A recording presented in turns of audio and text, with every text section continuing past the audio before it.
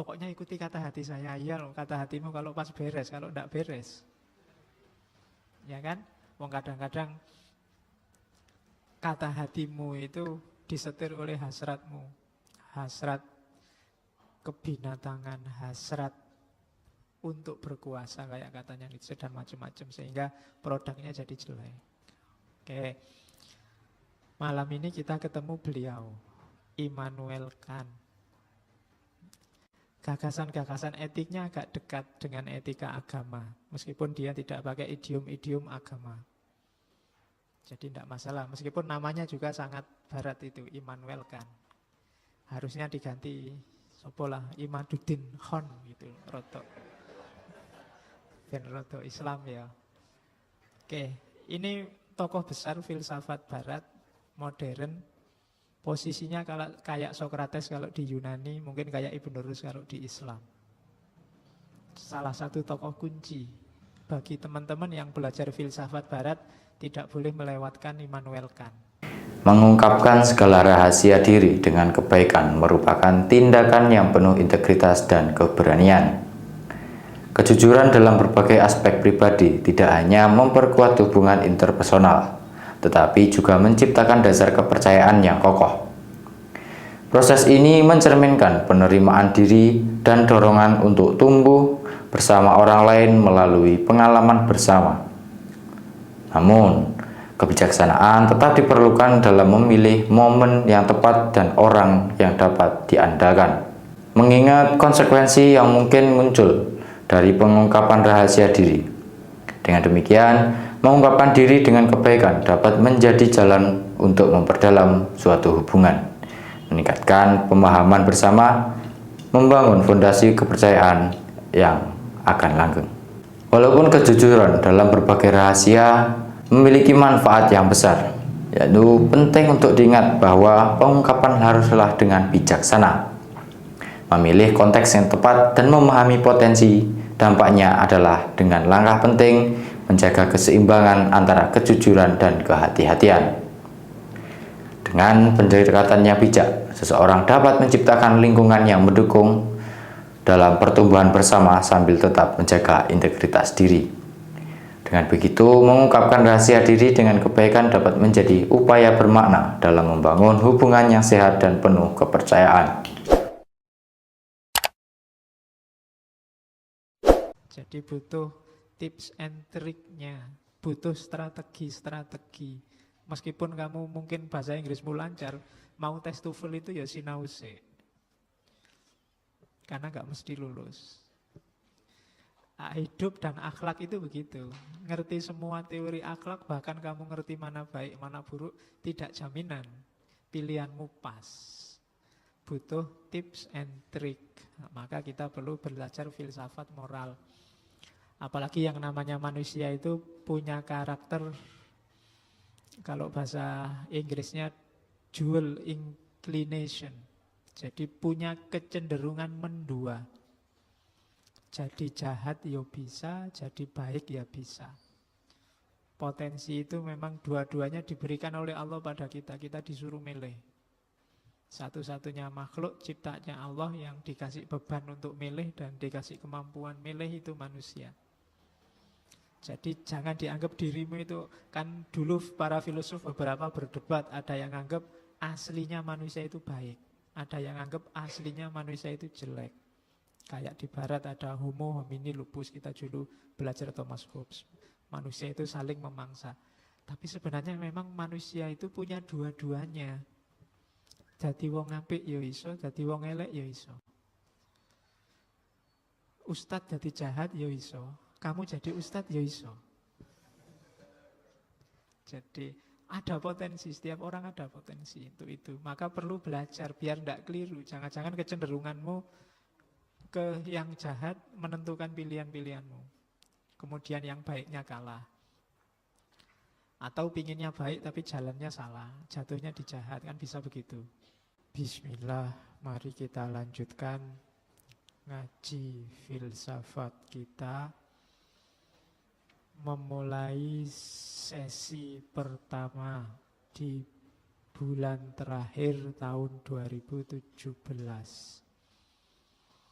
kita mengambil tema filsafat moral atau etika atau filsafat akhlak. Ini tema filsafat moral ini bagi saya yang paling penting. Belajar filsafat moral itu berarti membantu mensukseskan misi kenabian. Karena misinya Nabi itu innama bu'istu liutammima makarimal akhlak. Jadi Nabi diutus untuk menyempurnakan akhlak. Nabi sudah berjuang keras, meskipun sampai hari ini ternyata kita lihat seringkali akhlak tidak jadi favorit dalam kehidupan umat Islam. Saya tidak tahu nomor berapa akhlak itu dalam hidup kita. Padahal Nabi diutus untuk menyempurnakan itu. Maka kita mulai untuk bantu Nabi dikit-dikit belajar akhlak. Oke, bulan ini kita tidak cuma belajar dari Islam, ya dari Barat ya ada, dari Jawa ya ada. Yang dari Barat pun kita ambil yang dua teori yang agak bertolak belakang. Yang satu deontologi, yang satu pragmatis. Minggu depan kita ngomong pragmatismenya John Dewey. Terus minggu depannya lagi kita ngomong tahdzibul akhlaknya Ibnu Miskawai. Dan nanti ditutup dengan Wedotomonya Mangkunegoro keempat. Oke. Mungkin ada yang tanya, mau akhlak itu ngapain sih Pak? Pakai dipelajari segala. Mau wis iso tahu, sudah ngerti kita itu yang baik dan buruk yang mana. Pakai hati nurani aja kan bisa. Ya. Sama kayak bahasa Inggris itu loh. Akhlak itu butuh tuvelnya. Perilaku moral itu seringkali dilematis. Di buku-buku ilustrasi kalau di Barat dilemanya itu kadang-kadang diilustrasikan misalnya seandainya tiba-tiba ini ada bencana banjir. Misalnya saya sama kamu ada di satu perahu. Tidak punya bekal apa-apa, bekalnya cukup dimakan satu orang untuk nyampe di tempat camp. Misalnya camp keselamatannya ada di mana. Tinggal kita berdua. Makanannya cukup untuk satu orang. Kalau makanan ini dibagi dua, kita tidak akan selamat, nggak akan nyampe. Itu yang dikasih makan siapa? Nek aku jelas Ustadz, kamu kan cuma muridnya. Misalnya, apa ada level kalau sudah begitu? Apa kalau dalam situasi itu masih bisa Ustadznya didulukan dari muridnya? Atau dua-duanya punya hak? Atau ya sudahlah dimakan aja dibagi dua, perkara nanti mati di tengah jalan serahkan pada Allah. Atau gimana? Itu kan dilematis. Atau ya saya aja Pak yang makan, Bapak sudah tua, sudah dekat. Kalau saya kan masih panjang misalnya. Terus kamu tak bantahnya tidak bisa. Lebih penting saya, kalau saya nggak ada ngajinya libur, kamu bolos tidak masalah. Misalnya. Loh itu kan dilematis. Atau ada ilustrasi lagi misalnya suatu ketika kamu terdampar berdua di pulau, entah pulaunya siapa, jauh. Berdua sama presidennya Barcelona atau presidennya Madrid misalnya. Terserah kamu milih yang mana. Atau presidennya PSSI. Tiba-tiba dia ini pesen, karena aku presidennya Barcelona, duitku triliunan. Setelah nanti saya meninggal, wong aku ini sekarat, uangku ini semuanya tolong investasikan untuk beli pemain. Semuanya, 100%. Jangan diingkari ya, ini wasiatnya orang mau mati. Terus kamu janji, ya akan saya tunaikan wasiatnya. Wong cuma beli pemain aja kok.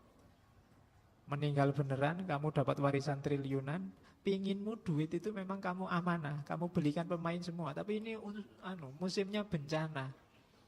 Kok ya eman-eman ya kalau dibeliin pemain semua. Mbok ya sedikit aja di berapa miliar lah, jangan triliunnya untuk nyumbang bencana. Tapi kalau saya nyumbang bencana nanti tidak amanah.